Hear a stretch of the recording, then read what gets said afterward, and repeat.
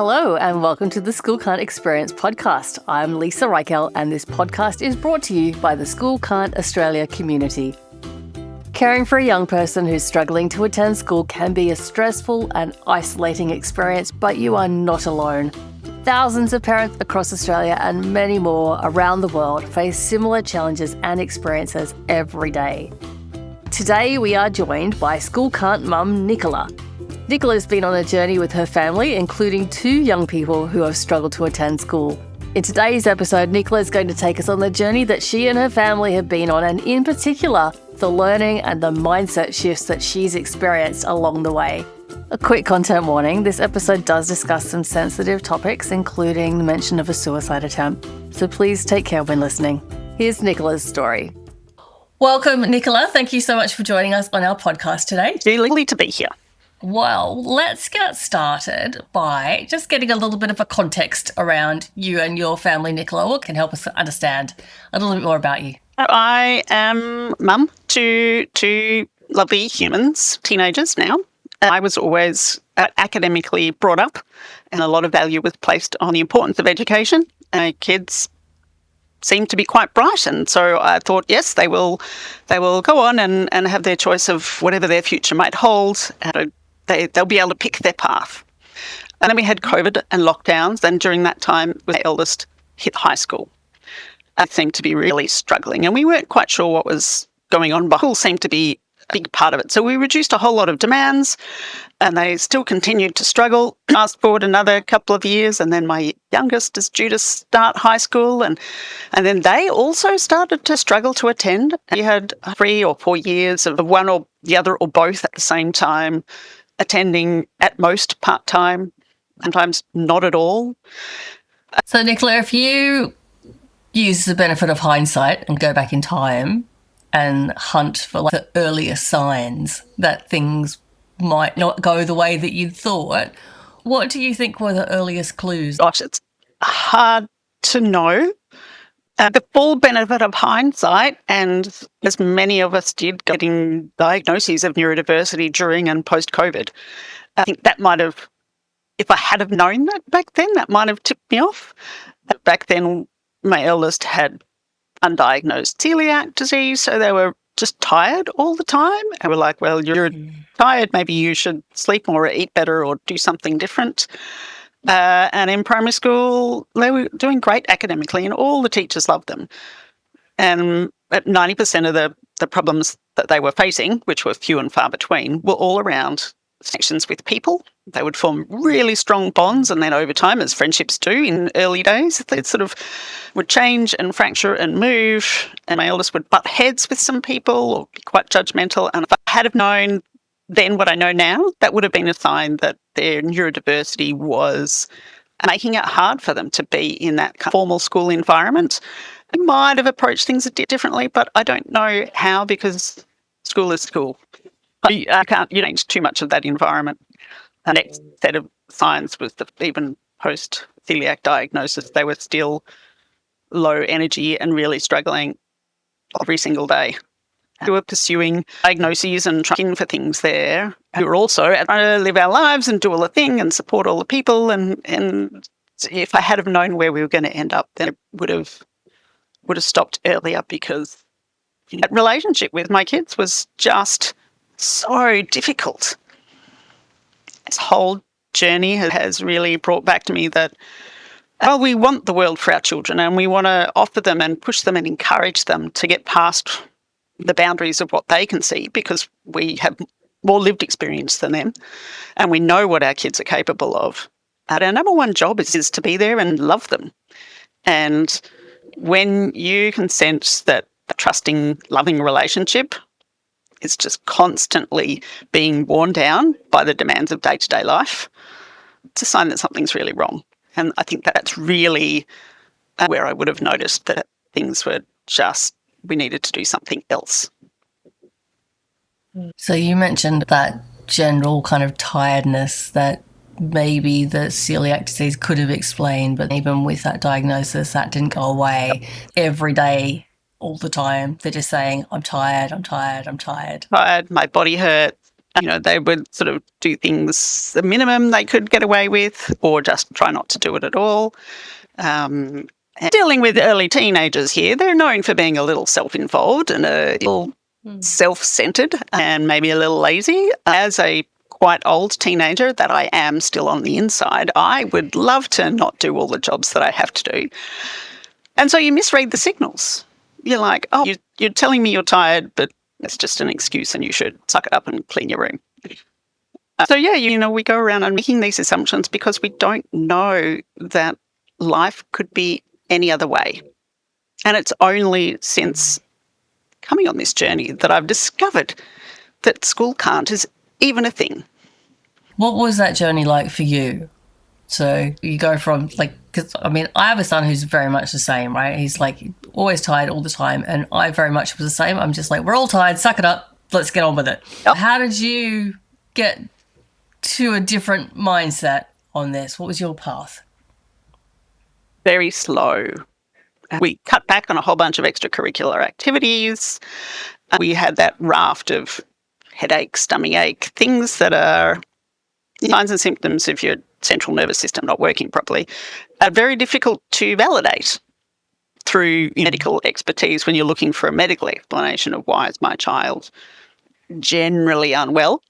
It all came to a head when my eldest we were having one too many arguments about their phone use. I ended up in hospital after an attempted overdose, which thankfully was reported, and we got them help, and it showed that it had been a significant trust rupture. Like, kids that age don't take these actions lightly. They do it if they think that there's no hope. There's nobody in their corner who can support them. From there, ramped up the various supports. I'd already engaged a psychologist, tried looking at some other medical stuff, and so hence the neurodiversity diagnosis. And then they were still continuing to struggle, and it became apparent that we just weren't going to make their normal high school work.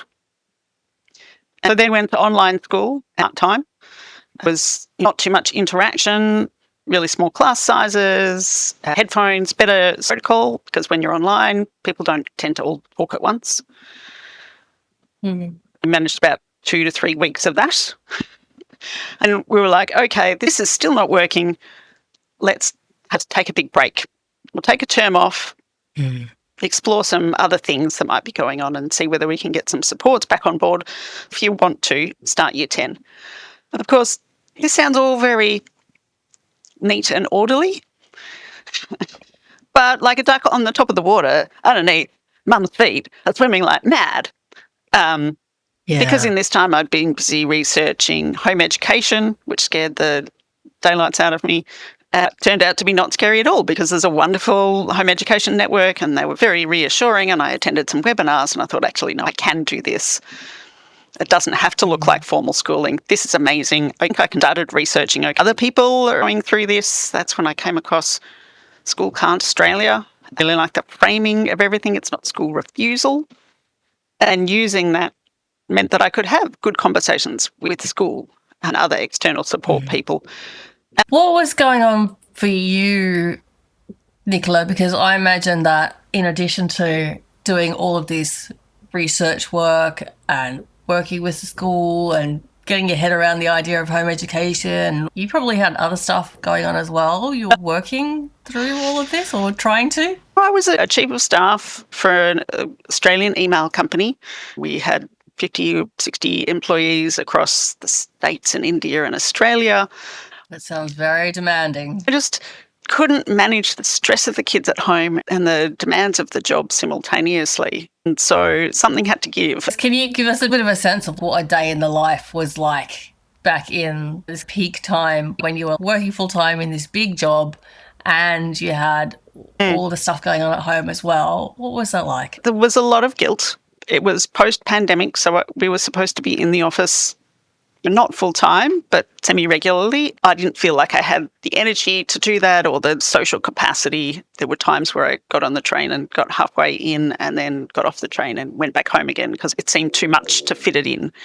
I was still juggling my work stuff, But I was taking these breaks all the time because I had to, ferry a child to an appointment or go and check on them and make sure they were okay, or get on the phone to research things or make appointments or talk to the school. Half of my brain at all times was sitting there going, what are we going to do next? So I think I've researched every school in Victoria where I live, looked at there's so many different external supports to see which one might work for my child, researching home education, where could I find a support group that my kid might go to form new friends, talking to friends and family who would give me well-meaning but unhelpful tips. And there was housework and making dinner. My husband was working at the same time too, and so there was a lot of juggle, and then a lot of, I had plenty of mental health things, so I had appointments to go to and just not enough sleep. My whole body was like physically vibrating from time to time just because of the degree of stress. And I thought, this is going to change. So I actually resigned from my job. I couldn't do that job part-time, so I thought I need a total break, and let's try and get the family back on track. And now, 3 years later or whatever it is, I'm working 1 day a week. And that's, I think, the most that I can manage. And that's having come to terms and be at peace with my eldest not doing any kind of formal schooling. How has that been for you, giving up that career and leaning into this new lifestyle? It has been years of grief. It's not one big lump of grief. It's about 60 lumps of grief. The first one is, why is this even happening? My kids are really unhappy and I'm really unhappy, and this is not the life that I wanted for me and them. And so something has to change. The life that I thought we would have is not what we're going to have. But then I would fasten on the next plan of whatever it might be, whether that was, we're going to try a different therapist, or we're going to try a different school, changing the hours, or we're going to try not having to wear school uniform. And every time I was like, yeah, okay, this is hopefully going to work. And then it didn't. And I have to go back to the drawing board and try it again. It went from, maybe we're doing BCE unscored. Okay, well, maybe we are doing BCE unscored part-time. Maybe we're going to do vet. Maybe we're going to do this, that, and the other. Maybe we're going to do it online. What if we don't do any high school at all? Each one of these things, it got to the point where every time it happened, there'd be another bout of grief and loss, and like where I thought we were going versus where we ended up. Became an expert on the 9,000 different ways that you can get into tertiary. In my day, there was just a big front door that 90% of the people who wanted to do tertiary would go through. There was maybe a little side door for mature age and some sort of special consideration people. And now there's, 15 different doors. And yes, the main doors are still the main doors, but there maybe 50% of people go through that now because there's so many other pathways. And so that was quite reassuring. Then when I finally said, right, we're going to withdraw and enrol in homeschooling, plenty of anxiety still. I thought my husband and my family would kick up a lot of fuss over, how could you? What does that look like? Gosh, you must be spending all of your day teaching your child algebra. I'm like, no, we're not doing that. Mm-hmm. That is, that would end us in the worst place possible. The best thing that I can do is be there emotionally for my child so that they always know that home is safe. Trying to teach them algebra will, that's a terrible plan. I can't be their mother and their teacher, given that school is so uncomfortable for them. And that relationship is so important. It is.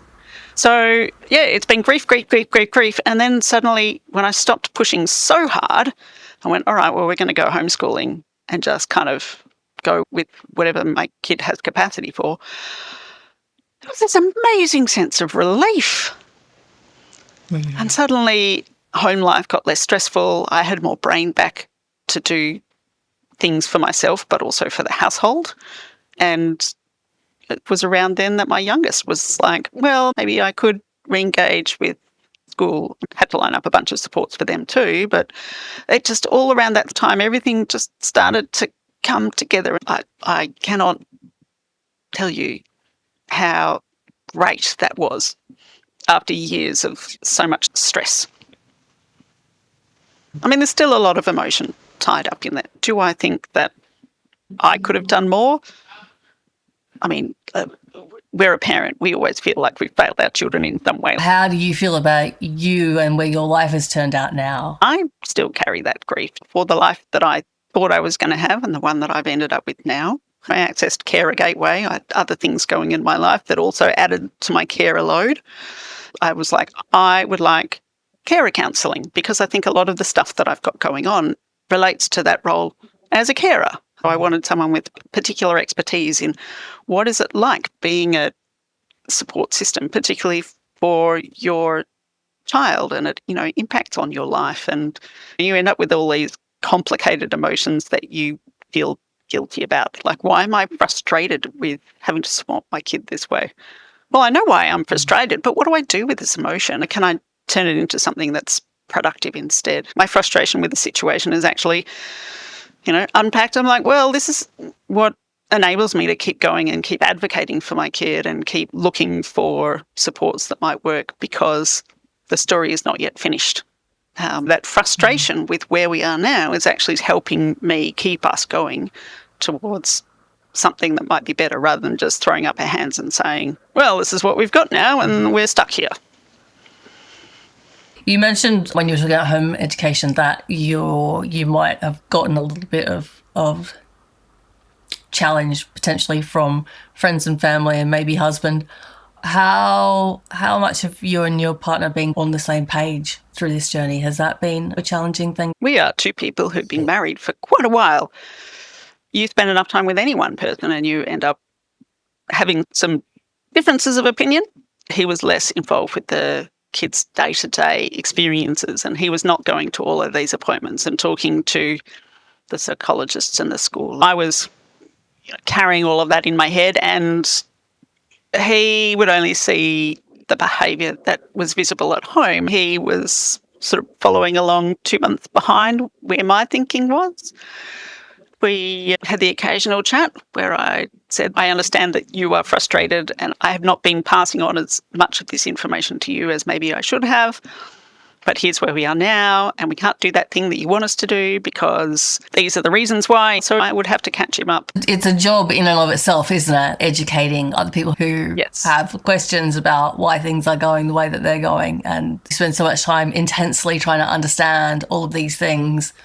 People might think you're just sitting around playing on Facebook. They don't understand all the work that you're doing. It's kind of invisible work a lot of the time. And then you have to bring everybody else on the journey. It's a pain, really, isn't it? It's like just one more thing. Yeah, you do. You're running around and looking for information, for understanding, for something that helps it all make sense. I've learnt a lot now about the central nervous system, the psychology of humans, young and old, about a whole bunch of physical things due to the situation with one kid and then me and then the other kid and all the rest of it. So, I'm an amateur, biologist, human biology, psychology, central nervous system. Yeah. We've got so many people now involved in the care team. And I'm the person who has to pull it all together because these conditions are comorbid. I'd sit there and say, well, we tried doing this, but we couldn't because of this symptom, which is tied to this. But we're actually seeing you over here. It's all related because X, Y, and Z. People are like, all you seem to do all day is sit on the computer and hang around. I'm like, that's because I am researching, looking up scientific papers that explain why these things are all related and how they impact my child on a day-to-day basis, and therefore what supports we could use or access or try it. But when I found good resources, then I would save them and share them with people to say, look, it's not just me. It's not my kid being obnoxious. Amazing. I would love to hear a little bit about your experience of home education. You said that you started off being scared of it, and then you envisaged that it was like you walking around the dining table lecturing on algebra, but kind of come to a different understanding of it. Can you talk to me a little bit about how you and your child are doing home education, what your approach is and how that's working? Helpfully, the Home Education Network had a lot of resources to showcase different kinds of plans that you've put forward to the government to say, I promise I have thought about these 8 areas that you believe are important to young humans' development and academically. And so I was looking at those and going, you can apply for exemptions in certain subjects. My child is unwell. We definitely cannot cover all of this thing. Okay, what are their interests? Well, they're currently interested in sewing and anime. So I said, right, well, we're going to get grandma involved and we're going to do a sewing project, and that'll cover us for maths and it'll cover us for arts and crafts. And, well, they're seeing all these medical specialists, so that's covering us for science and human development. You mean home education can just be doing stuff that my child is interested in and then tying it back to these subjects? Can it really be that simple? Plus applying for exemptions for whatever reason works for you. I'd send it off to the Home Education Network people and they said, yes, this looks great. And I sent it off to the government and they wrote back and said, yes, this looks great. Have we done a lot of the things that I had in the plan? No, because we keep uncovering new diagnoses, and so the capacity that we've got to tackle these things has been reduced. And that's okay too. Like, how much of a relief is that the government says, we know that plans change and you're not going to get in trouble if you don't do the things that you put in your plan. If you get audited, we'd just like to know that you have not just stared at YouTube all day. Lots to learn on YouTube. But maybe 16 hours a day of YouTube is a few too many. Sometimes I think we do 16 hours of YouTube in this house, so I'm not one to judge. You kind of started off right at the beginning of this talking about how you came into this whole experience as somebody from quite an academic background who really valued academics and all that kind of thing. And now, obviously, the approach that you're taking with your eldest is very much not aligned with what you had experienced and maybe what you expected. How have you gotten your head around that to a point where you can feel satisfied? Yeah, that's a question and a half. Yeah, sorry. We spoke about those stages of grief because the future is uncertain, and despite the fact that knowing, whether you want to go into tertiary or get a job or whatever it is, you don't have to have that tick at the end of your high school journey in order to do any of those things. In some respects, it leaves everything so wide open. But my kid is still so unwell. I'm like, I don't know what the future holds for them, and that still leaves me with anxiety. I don't know what they're going to be capable of doing.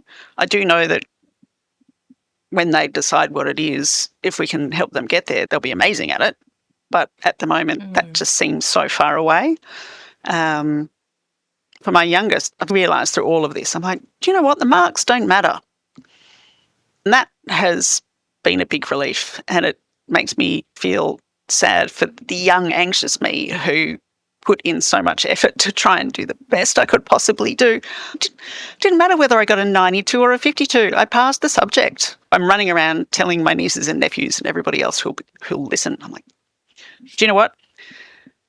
Trying to get to the end of year 12, the school has to put a lot of emphasis on it because a lot of their funding is tied to it. They really want you to get the best results that you can. And, your parents are on your case to try and get you to study and do all the things that you need to do. But it's like being pregnant and everybody's focused on the birth.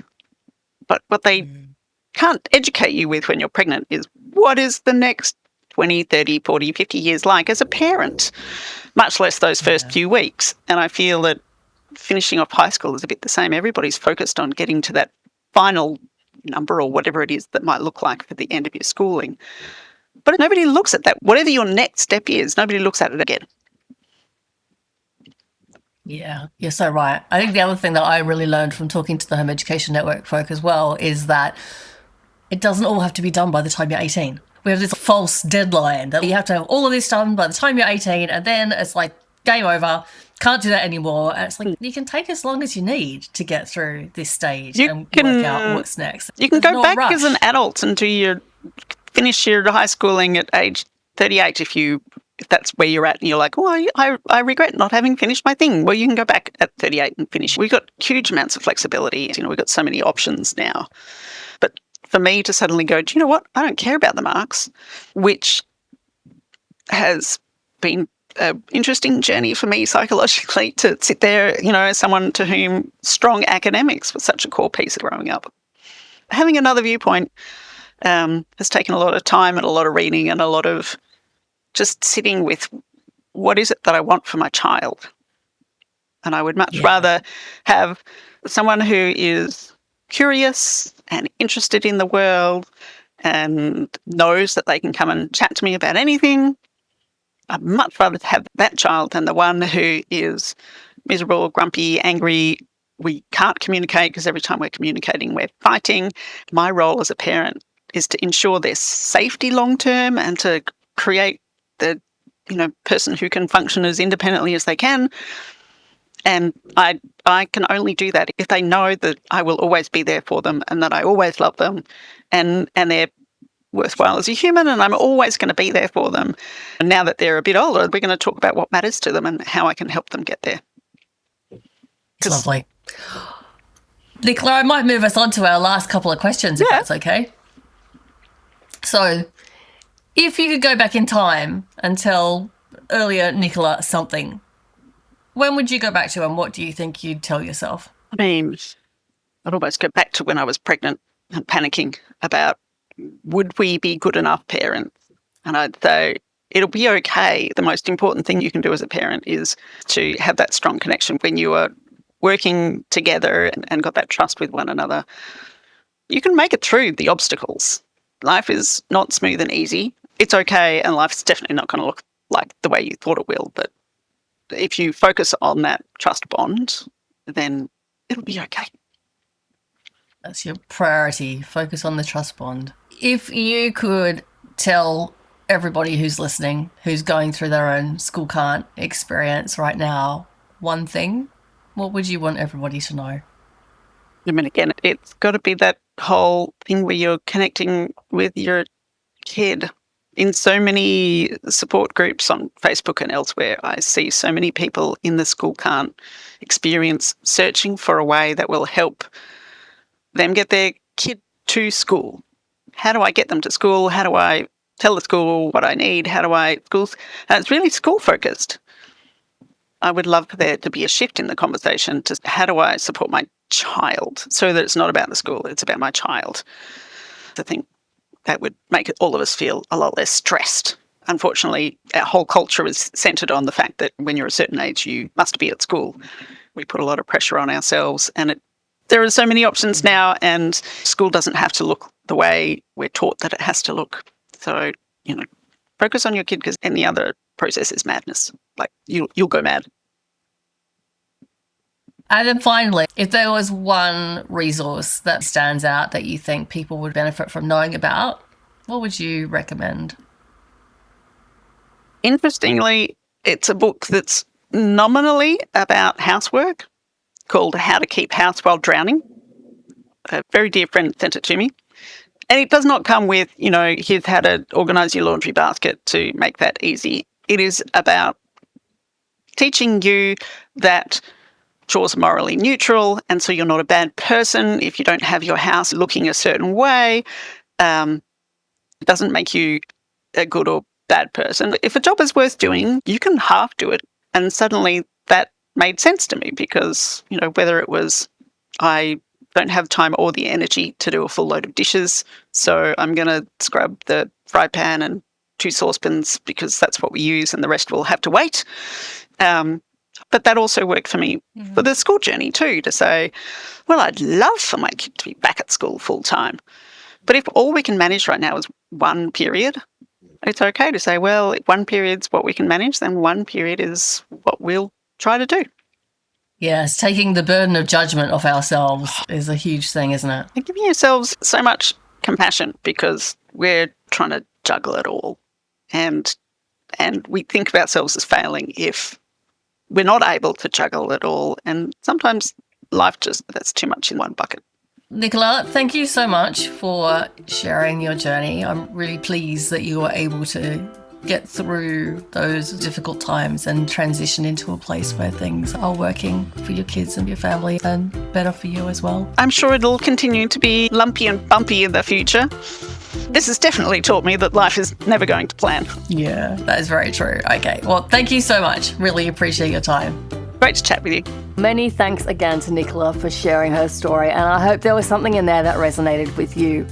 I've put a link to How to Keep House While Drowning, the book that Nicola recommended, in the episode notes. And I've also put links to School Can't Australia, where you can access many more School Can't resources, including information about the parent support group. If you found this podcast helpful, please do take a moment to subscribe, give us a rating or a review. These things really help us get this podcast in front of more people who have School Can't kids and who haven't found our community and the information that we share. If you've been inspired by Nicola and would love to share your own lived experience with the community, please do drop me an email to schoolcan'tpodcast@gmail.com. It is such a relaxed process. Anyone can do it, and I would love to hear from you. If you are a parent or carer in Australia and feeling distressed, please remember you can always call the parent helpline in your state. A link with the number to call is in the episode notes. Thank you again for listening. We will talk again soon. Take care.